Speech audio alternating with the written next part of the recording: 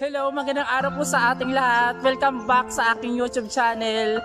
Guys, nandito naman po ulit tayo at magsisimula naman po ulit tayo para gawin ang aking pangalawang pagja-jogging. This is my second day of my jogging. Now, meron tayo pong makakasama sa araw na ito, sa umagang ito, ang aking kaibigan na nakilala ko pa sa Dubai. Nakilala ko siya nung times na nag-a-apply ako ng trabaho pa Malta, pa Europe dito. Nakilala ko siya sa isang page sa Facebook at isa siya doon sa mga nag-komento at nag-message siya po sa akin. At tinawagan ko po siya kanina bago po ako magsimula mag-jogging. At sa awa ng Diyos, siya yung isang kaibigan na she's one call away lang, guys. At sasamahan po tayo niya para makijamming sa aking pagja-jogging. Proudly kung ipinapakilala sa inyo ang aking kaibigan na nag-iisa. Hi Camille. Mars, kamusta Mars? Hello! Hello! Mars, paano nga pala tayo nagkakilala sa Dubai? Pakikwento naman sa kanila. Ayun, hello po! Magbabati ka muna sa aking mga followers dyan. Hi! Si Camille po, nakilala ko si Leo sa Filipino Workers in Malta. So, ayun, nagkaroon kami ng conversation. Tapos, regarding about sa Malta, pagpunta dito, ayun, doon na kami nagkakilala. At saka, nung mga sumunod na mga araw ay palitan na tayo ng message, tapos nagkita tayo. Saan tayo nag-meet? Sa Dubai If Mall. you remember, in Dubai Mall. Pinuntahan kita sa restaurant. In Cafe Batel. Yes. At kumain tayo. Saan nga tayo kumain? Kumain kung natatandaan mo yun? Basta sa food court sa pancake. Sa pancake, ayun. Nilibre mo ako. Nilibre mo ako. Yun pala. Ayun. So guys, sasamahan po tayo ni Camille. At Camille, salamat sa aking paanyaya at sana mag-enjoy ka sa company ko. Alam ko kung gaano ka bored at gaano ka magnuknuk sa bahay nang walang trabaho kasi parehas tayo, nag-aantay lang tayo ng trabaho, kung meron part-time, kung wala nga. Mas maganda na lang mag-jogging. So, bago tayo magsimula mag-exercise, bago tayo mag-exercise, mag-jogging, gusto ko lang kumustahin, kamusta ka? Ano ang adjustment mo? Anong pinagkaiba sa Dubai at saka dito? Ayun, sa Dubai, compared sa Dubai, and regards sa mga benefits na meron doon na wala dito, at anong mga advantages na nandito ka na sa Europa? Ayun, compared sa Dubai, sige lang, okay lang, go. Huwag ka mahiya, Mars, huwag ka mahiya. Ikaw, sa pagkaka... Sa akin, ang dami kong natutunan. Isa sa napagtanto ko is dito sa Europa, kailangan unang-una sa lahat, kailangan maging matatag ka, maging madiskarte, na hindi lahat ng katulad ng kung ano ang comfort zone mo sa Dubai, wag mo nang dalhin dito sa Europa. Kasi ibang-iba dito. Katulad nga, kung sa Dubai, nasanay ka, provided yung accommodation, provided nila yung expenses ng visa mo, ng air ticket mo pag-uwi ka ng Pilipinas. Pero dito sa Europa, ibang-iba po. Yan po pinagkakaiba. Yan po ang disadvantages. Pero kung meron pa mga disadvantages, guys, meron din po tayo mga advantages. Camille, papaluan ko lang sa'yo. Ano ba mga advantages? Ikaw, may Schengen visa ka. Ano ba? Saan ka ba pwede makarating? Ayun, pag sa Europe. Sa Malta lang ba? Sa Malta, pwede ako makarating ng Paris, saan pa? Germany, all of Europe countries. Okay, except meron tayong din tayo pwede pumunta sa UK. Sa UK, except UK lang. So, yun po guys, ang isa sa mga advantages. Bagamat hindi dito, hindi sino-shoulder ng employer or ng agency or ng company mo ang expenses ng visa mo or kahit ng work permit mo. Pero, sa ganito pamamaraan guys, makikita natin na magkakaroon tayo ng privilege na makapag-travel, which is isa yun sa pinagkaiba, malaking pinagkaiba kung nandun tayo sa Dubai. So, ang gagawin natin ngayon, at ito pangalawang tanong, ano na yung ano nang adjustment na natutunan mo dito sa Europa? Kumbaga wala na tayo sa Dubai, kumbaga kailangan na natin i-embrace na nandito tayo. So ano na yung mga na-adapt mo? Ayun, kasi sa environment, sa culture nila. Kasi sa Dubai, Muslim country. Yes. So dito, syempre wala nang masyadong mga Muslim. Ayan, katulad ako, di ba? Free na ako. Free na, ayun, nasa, ano din siya, Catholic country din. Okay, yun. Yeah, naman Catholic country. Oo. Pero mas marami simbahan. Marami naman. Oo, kasi napaka-historical kasi yung Malta actually. Kasi ito ang country, bukod tanging bansa na pinag-aagawan dati. Yun ang history ng ancient history ng Malta na pinag-aagawan ng ibang country. Actually may mga Arab countries na inaagaw nila yung Malta dati before, kahit na yung nasa France. Kaya makipansin mo guys, pag pumunta kayo sa balita, yung La Balita, from the word itself, La Balita, ano po yun? Ang may-ari ay po yun, French po yun. So kaya po yung pinangalan, ang capital city ng Malta ay Balita, dahil po kasama po yun sa history. So isa lamang po yun sa mga history sa Malta dito. So pangatlo, di ba uso ngayon na sinasabi nila, ano na yung new normal for you? What is new normal for you? On your own thoughts? Sa palagay ko, hanap ka sa camera please, para naman baka masabi nila hindi tayo nakikinig sa kanila. Ay, sa palagay ko dito, kailangan mo maging, yun nga sinabi na kailangan mo maging matatag. Unang-una kailangan mo maging madiskarte. Kasi kung wala kang diskarte, baka saan ka pulutin dito. Ayun. I think magdadagdag lang ako, para sa akin, ang sinasabi ng new normal is kailangan maging aware na tayo ulit. Kumbaga, kung ano nangyari sa COVID, so kailangan matuto na tayo guys. Doon dapat yung sabi nga nila, napansin mo kayo nakinikis kita pero medyo nagano ako. Kasi diba, dapat kailangan keep distance. Nasabi nga nila keep distance 2 miles apart. Okay. Diba? Pero sigurado naman ako na wala kang corona kasi hindi naman tayo nagkikipaggalabin, nagkikipagparte-parte. So okay lang. So yun yung mga sinasabi natin, isa sa mga new normal na dapat natin i-embody para guys maiwasan ulit ang pagkalat ng pandemic ng virus, 'di ba? So, pangatlo, kamusta ka na ngayon? Ano ng plan mo? Ayun, plan ko, naghihintay pa rin yung trabaho kasi sa hotel ako nag-work. So, hanggang ngayon, nabalik pa din. Pero at least, kahit pa paano, ayun, nagsisearch ako sa Facebook or sa mga online, kahit part-time, sana makakita na ng part-time. Ito na, pangatlo, sino nagiging kalakasan mo at sino nagiging inspirasyon mo para ipagpatuloy mong sumabak sa ganitong laban? At unang-una sa lahat, malayo tayo sa ating mga magulang. Wala tayong mga kamag-anak dito, subalit meron tayong mga kaibigan. Mayroong ako, mayroong ikaw. Magkaibigan tayo. Nagtatawagan tayo. At least may mga diba? Mga, alam mo yung, wala man tayong para siya ngayon talagang sa akin pera. Si God. Oh, okay. Una si God. Talagang pinagdadasal ko na sana maging okay na lahat. At maging new normal. Well, tama ka dyan. Sumusuporta ako sa'yo dyan. Mas lalo din ako sa sarili ko. Kasi sa panahon ngayon, si God ang dapat nating kapitan eh. Siya lang naman eh, kahit na may mga times na ako, minsan sa bahay, napapaiyak na lang ako. Pero napapaiyak na hindi ko kailangan magbukmok, na umiyak na kailangan maging i-down mo sa sarili mo. Hindi, para i-cheer up mo yung sarili mo. Parang yung nagiging way, ginagawa ko siyang positive. Kasi kailangan eh. Oo, dapat lang talaga. At kailangan maging flexible tayo guys. Hindi porket barista ka, ano nga ba sa Dubai? Just ulit ang alam ko, magandang trabaho mo sa Dubai, nag-opisina ka, pero ano ka dito? Waitress. O diba? Pero hindi lang basta binabasta ang pagiging isang waitress kasi diba? Basta marangal na trabaho. Ako din naman eh. Barista ako sa Dubai, barista pa rin naman ako dito sa Europa. Pero dahil sa ganitong pagkakataon, pwede ako maging cleaner. Pwede ako maging construction worker. Pwede ako sa lahat guys, basta kaya akong trabahuin. So, magsisimula na tayo, Camel. Magsisimula tayo sa ating jogging. So, magja-jogging tayo hanggang 7 rounds. Hanggang 7 rounds tayo ngayon ha.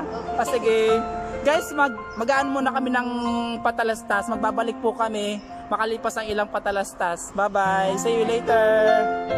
Hello guys, nagbabalik po ulit po kami ng aking ka-jogging. Si kami ng aking Mars. Simulan na natin ang ating jogging. So ito ang first round ng jogging natin. Halika dito. Round 1. Okay, start na tayo.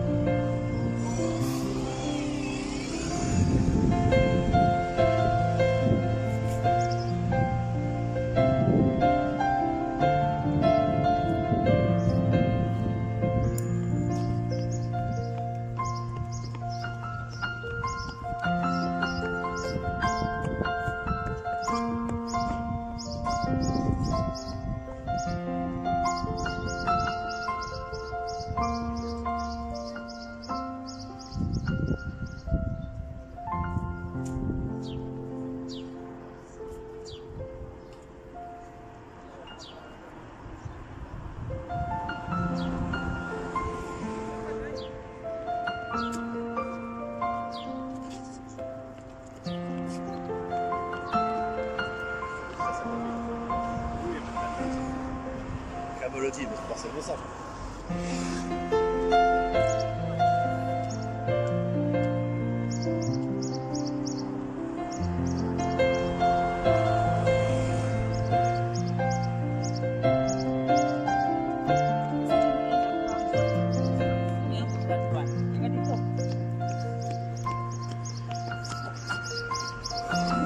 End of round 1. Guys, magbabalik po ulit po kami makalipas ang ilang patalastas. Ganito kaganda ang Malta. Mapapansin niyo ang karagatan ay napaka-kristal.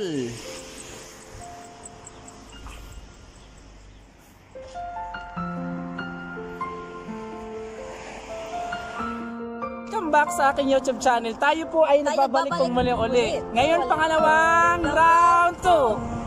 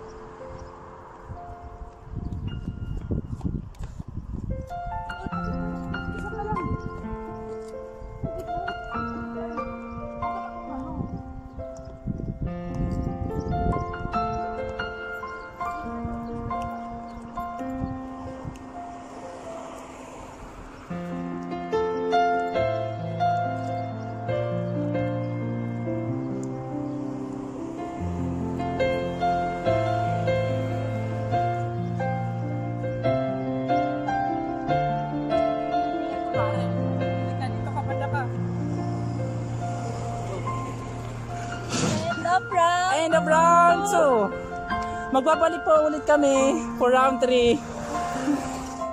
Nagbabalik pong muli ang inyong ka-YouTuber channel with my guest ko sa Camille. So Camille, anong round na tayo? Round 3. Round 3. So, okay ka pa ba? Kaya pa? Adjo? May energy pa. Okay. Kaya pa raw niya guys. So, start na po tayo sa ating pangapatlong round 3.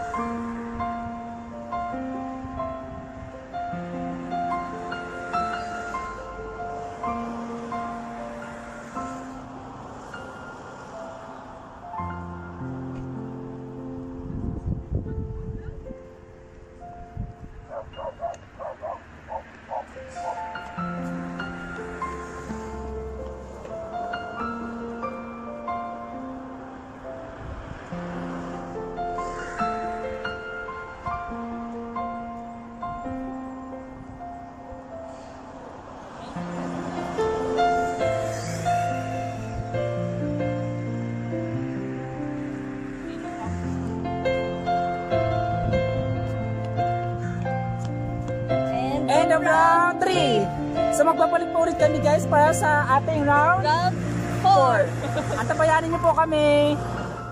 Balik po muli ang inyong ka-YouTuber channel guys. Andito po tayo para sa ating commercial break with my guest co-host, of course. Camille and Leo. Here we are. And we're having a water break for 5 minutes. See? My water? And for me, hot chocolate. Okay, let's drink. Magbabalik po ulit kami para sa ating round 4. Welcome back sa aking YouTube channel. Guys, nandito na po tayo ulit dahil po ang aking kaibigan, ang aking Mars ay pagod na, hindi niya nakaya. So, ang ginagawa niya ngayon ay isa siyang cameraman. Bishi, salamat sa iyo. Salamat sa pagsama sa akin. So, magpuproceed na po ako sa aking round 4.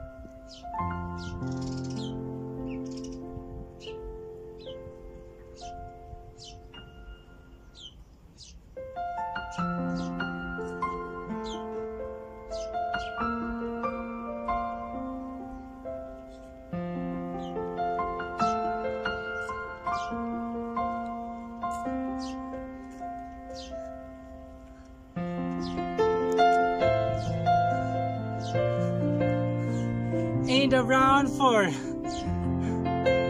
Welcome back again guys sa aking YouTube channel. Dumako po tayo sa ating round 5. Gusto ko muna kayo ipakita natin ang magandang view. Yan po guys. Okay, nandito na. Start for round 5.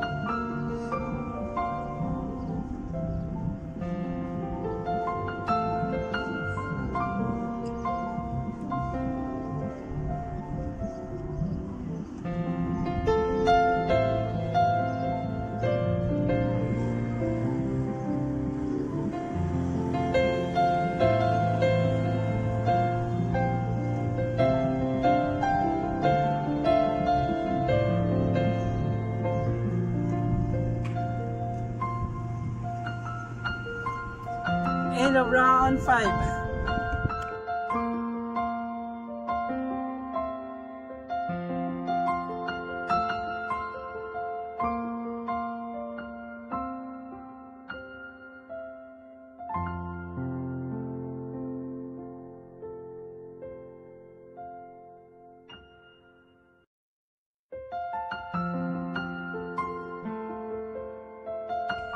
Go.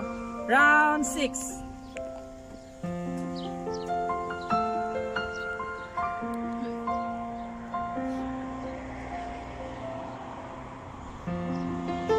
Taikutin.